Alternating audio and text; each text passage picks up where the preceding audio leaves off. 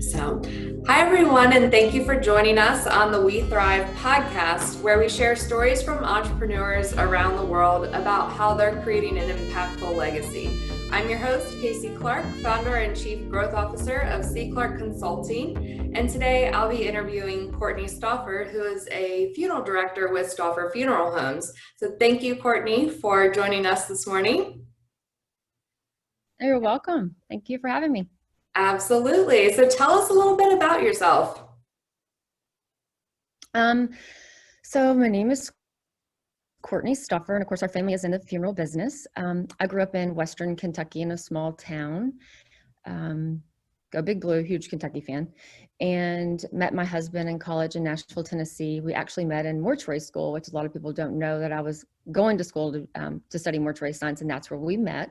So we met in Nashville, and that led me here to Frederick, Maryland in 2001. So we've been married 16 years, and we have a teenager and a toddler. So life is exciting in our household. I can only imagine. Yeah. Awesome. I had no idea that that's how you guys met. That's great to know. Yeah. So we met in mortuary school. Awesome. Awesome. So, as you know, our podcast name is weTHRIVE, and it's all about helping others thrive. So, what exactly does thrive mean to you? It's so funny that you say that because as I said, I have a teenager and a toddler, and I used to be, I felt like my life was so together. I had everything together. We had Clay, our teenager, perfect son, perfect child. Everything was great, active in the community. I was on this board and that board and this committee and that committee. And then comes a baby. So we adopted Lennox. It kind of like brakes went on. Happiest baby in the world, but just feisty. We say she's very spirited. So it's kind of funny that I say now that my life is surviving, not thriving. So day by day, it's like, oh, I'm surviving, not thriving. It's so funny that you said, oh, can you come on a podcast to talk about thriving? But thriving to me, I feel like once I hit 40 and had a baby, I kind of, had to stop and put a little balance on my life. So I think as a woman, whether it's being a mom, whether it's running your own company, whether it's working, thriving has so many different meanings, I think. But to me, a lot of it is I thrive daily to be the best that I can be, whether I'm at work, whether I'm in the community, whether I'm being a mom, whether I'm with our staff. It's just every day trying to do the best that I can do at what job I'm doing. And there are days where I fail, and there are days where I'm like, oh my gosh, what in the world? I just need to go to bed. But to me, it's just trying to be successful in whatever you're going to do. Mm-hmm. Yeah. And so it sounds like you're really trying to find that balance so that you can be successful and you're not like overwhelmed. I did. And that happened, I think, when I turned 40. I'll be 41 in October. And also when we adopted Lennox, I was 38.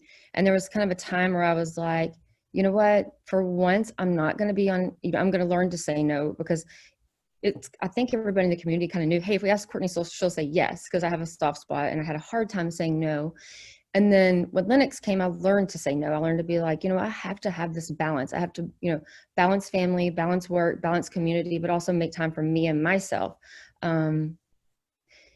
So it was hard at first, but now it's like, whoa, it's easy. I think a lot of things. So I'm really glad that you got me to actually do this podcast. That's It's awesome. about balance. I think it's about balance. Awesome. So talk to us about some of the other obstacles you've had. It sounds like, 2 years in of having a baby again, that you're learning how to navigate that. So what other obstacles have you had when trying to thrive? A lot of it is, with our business, not that it's obstacles. Sometimes it's great obstacles, but it's growth. We will probably in our business probably do almost 1,000 funerals this year. When I moved here, we were doing around 250. So growth has definitely had obstacles, definitely had challenges. And I work with my husband every day and go home with my husband every day. So that gets a whole nother level of obstacles, although we don't really know any different than working with each other. But it's all about learning and, listening to other people, but teamwork. We're a huge team around here. We are like, we truly call our staff the Stauffer family, because that's what I feel that we are. We could not be where we are. I cannot be at my son's lacrosse games or football games, or we couldn't be donating to this organization or that organization, or me being on a board, or if we didn't have our staff. And they are remarkable. I mean, we truly have a great family environment, but we have 84, 85 staff members. So that can be challenging as well sometimes. So Yeah, it's a big family. And how many? big family, not always happy, but a lot of times happy. Awesome. How many locations do you all have again? We have 6 in 6. Frederick County, Washington County, and Carroll County. Awesome. Awesome. So yeah, definitely sounds like you're thriving in business, which is always good. Definitely. And that was kind of the thing with my husband. He was always like, when you're out doing, we love community outreach. We love Frederick County, any way we can help. There's so many great organizations, what we can do. But then also it's kind of me finding that balance of, you can't have 4 meetings this week when you have a job. Right. So and he's very understanding, but then also it's kind of finding that balance of work and community. But I think we're at a great spot now. And COVID's hit because it's kind of put a pause on things. So Yeah, I mean, it's funny how it affects us. Like some people, it's really caused us like to have that balance and forced us in a sense. So yeah, a lot of it's reflection. been great. I feel like my family we have eaten at the dinner table more in this pandemic than I think we ever have. The first 2 weeks I was like, oh, it's only going to be 2 weeks. I'm going to knock it on the park. I was cooking every day. I don't cook. I do a lot of takeout. Love to support local restaurants. So, I'm probably the high supporter of local restaurants, but, I was like, what, I'm going to cook, I'm going to bake. And I crushed it for 2 weeks. And then I was like, oh my gosh, I'm done. Okay. This is over. 2 weeks. Like we got to figure something else out here. That is too funny. So talk to us a little bit about some of the resources that have helped you thrive both personally and professionally. Professionally, with the resources, of course, we like funeral business, National Funeral Directors Association. But mainly for me, it kind of sounds crazy, but when we travel or we go to my hometown, like I'm always going in to visit other funeral homes. I'm that type that I want to see, show me what you're doing. Let me see some ideas. How can my business thrive? What can take us to the next level? There may be something that you're doing for your families that we're not offering here. So that's how I learn. That's my best learning is I want to see it. I want to, how's it working? I want to see the flow of things. So I try to visit other funeral homes that have multiple locations or that will have kind of the same mindsets that we have. We're very forward thinking. So that to me, like helps our business thrive. It kind of helps me as a person. I do a lot of our marketing. And so I love marketing. Like I'm out there, kind of looking stuff, but, personally thriving is finding that balance, between work, between motherhood. It is finding time for me. My toes are horrible right now. I need to get a pedicure. And it's like, I just have to say, okay, wait, stop, Courtney. You have to take an hour for yourself. And it's funny that one of our staff members brought back this sign on my husband's desk and it says, happy wife, happy life. And, it's kind of like I'm the one that kind of runs the household. So I thrive and our family thrives when I'm happy. So it's kind of finding that balance of, what kind of makes us all happy, enjoy life. Yeah. So what helps you do that? I mean, I'm kind of in the same boat where it's like, the other day I was working like crazy and I'm like, I'm going to get a massage. Like everything else can wait. So what do you do to like force yourself? I love, my family kind of knows there'll be 3 times a week where I'm like, if the bathroom doors close, I need 30 minutes to get in my large tub, hot water, music on, and, read something. Like I really enjoy reading, whether it's a blog. And every morning, I think this has helped me, my faith, our family's huge faith. But it's like starting my morning off with our preacher's daily devotional. And it sounds so little, but it's like 3 to 4 minutes of my morning. And, I will listen to Pastor Dale and it's just kind of like my day is like, I'm ready to go. But it's like you said, it's stop like, hey, I need a massage, or, hey, I really just I need to go sit in my car by myself for 30 minutes. When you have a toddler, it's those precious moments that you're like, and she's all about mom right now. So literally she's like clinging to my leg, clinging everywhere we go. It's like, I can't even walk in my own house. But the other day we have a swimming pool and I was like, okay, it's nap time. And I told my son and my husband, Lennox is asleep. I'm going to float in the pool for 15 minutes. I don't want, my phone is off. No one can talk to me. No one can, I'm turning the music that I like on. I need me time right now with a glass of wine in the pool. And it's just even like 15 or 20 minutes, like what it can do for your mind, you know? Absolutely. Yeah. But it sounds like your family really respects those boundaries that you set, which is awesome. Sometimes. Except the 2-year-old when she's not napping. They're like, okay, mom's serious. Yeah, mom's serious right now.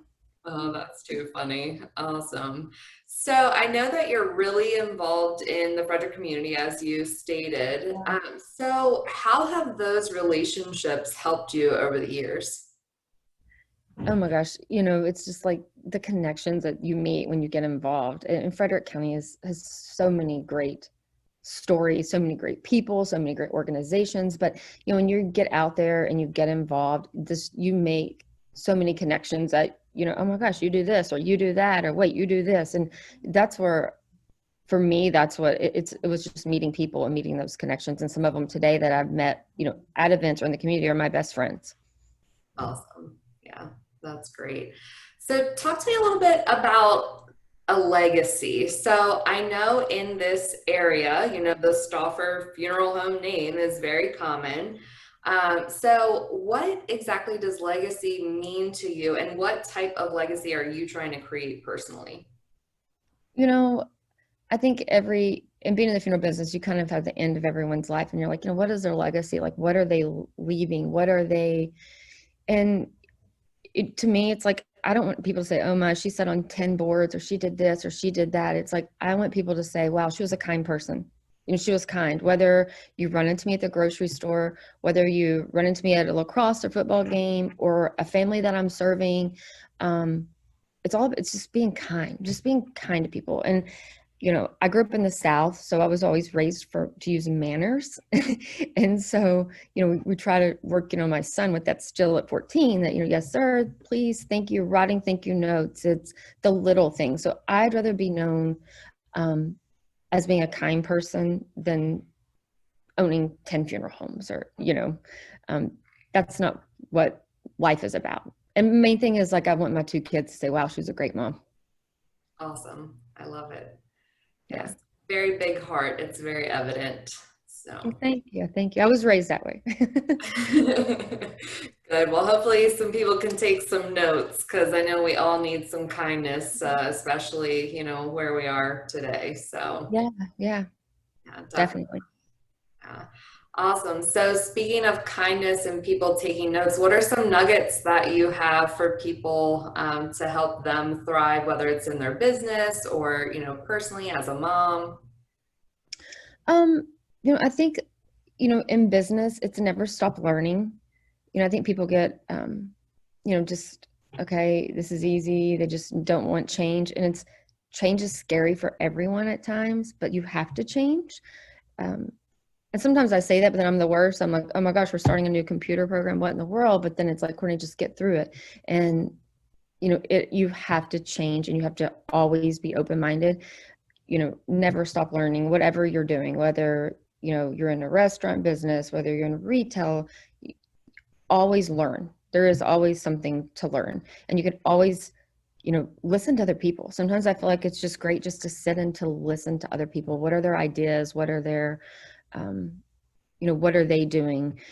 And our business is a little different. I mean, people are like, oh, how can you change in the funeral business? But when I came here, you know, when I moved and started in the funeral business in 2002, if somebody told me 18 years later, which of course we're not today because of COVID, but if they would have said, you will be doing a ton of catering at funerals, I would have looked at them and been like, yeah, right.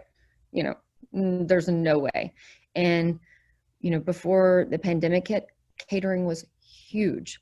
And it was just kind of about being open-minded and changing. Like, what do people want? You know, what people want today, they're not going to want in 10 years. And 10 years, they're not going to want that in 15. And, you know, people today is totally different than 5 years ago, what people wanted. So it's all about, change is scary, but don't ever stuck, always change, always grow. And then personally, same thing. I'm always, I try to read, my faith is huge. But I've been a struggle as a mom, kind of coming into this whole teenage. I'm like, oh my gosh, I have a 14-year-old. He's almost 6 foot tall. And, mom doesn't know everything anymore. It's just this morning he looked at me and he was like, Mom, you're acting like such a baby boomer. Like, you're a boomer. You're a boomer. I'm like, I'm not a baby boomer. Well, you're acting like that. Okay. You're acting like one. And it's like, what? But it's, getting to know them. They're totally different. They have totally different views, totally different, what I thought at 14 is totally different than what he was at 14. And I was like, well, my mom would let me do this. My mom didn't do that. And we're very strict parents. I mean, we're very strict parents, but also we're in a business where we see, we see some bad outcomes sometimes. And my poor kid, I'm like, if something happens here, I'm that mom that's like, don't do this, don't do that, don't do this, don't do that, don't do that, because you relate it to your life and you try to shut off work from life, but sometimes it doesn't happen. Yeah, I definitely understand that. Absolutely. And it's really interesting that, like, you talk about change, not only from a business perspective and being open-minded, but it sounds like you really embrace where your children are and kind of meet them at that point. Oh yeah.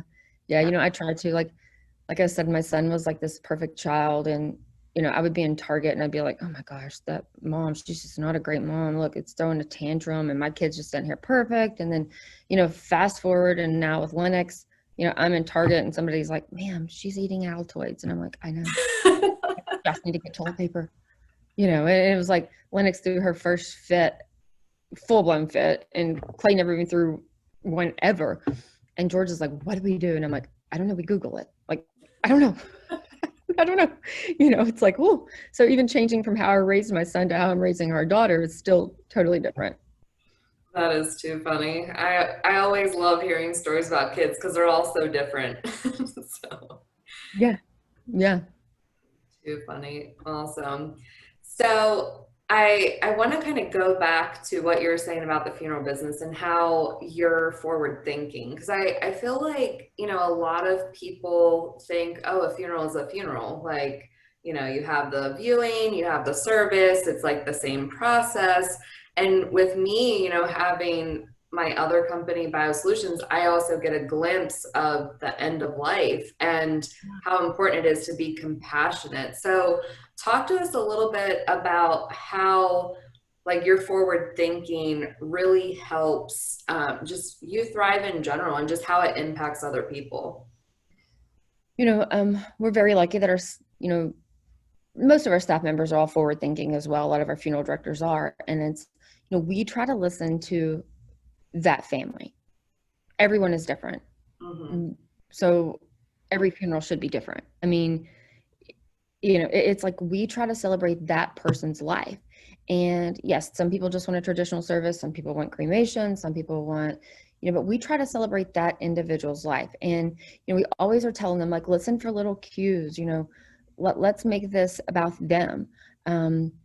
Let's try to celebrate, what this person did, and whether it's through, catering, or whether it's through certain music, or whether it's through, we had not too long ago when we were able to do the catering, the lady was known for her apple pies. So our caterer made tiny mini apple pies that everybody took when they left. So, it's just that thinking of, and how would I want it? Like if something happened to me, we're never guaranteed tomorrow. Like how would I want them to celebrate my life? Or how would I want, so it's always just listening to those little cues, because no two people are the same.